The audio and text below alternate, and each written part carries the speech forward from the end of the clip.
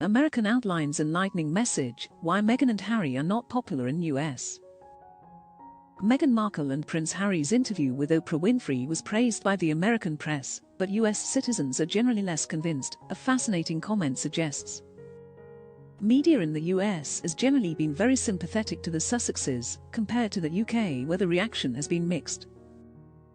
However, one American wrote into a British royal podcast to explain that the US public have actually noticed there are lots of holes in Meghan and Harry's story. They added that their poor little rich couple narrative during a pandemic is ridiculous. Pod Save the Queen is hosted by Ann Gripper and features Daily Mirror royal editor Russell Myers. Ms. Gripper read out a message they received from a listener called Kelly O'Keefe, who explained that she was American but spent time living in London.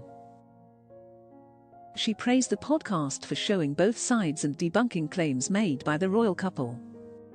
She claimed that most of the people she knows in the US are not as pro-Sussex as the media seems to be. She said she enjoyed the comparison they made on the podcast to George Clooney, who has to shell out huge amounts of money each year to keep his family safe, when discussing the cost of the Sussexes' security, and who should shoulder that burden. Ms. O'Keefe said, "Listen to your podcast and loving it. Love that you are showing both sides and are factually, I feel, debunking some of the lies.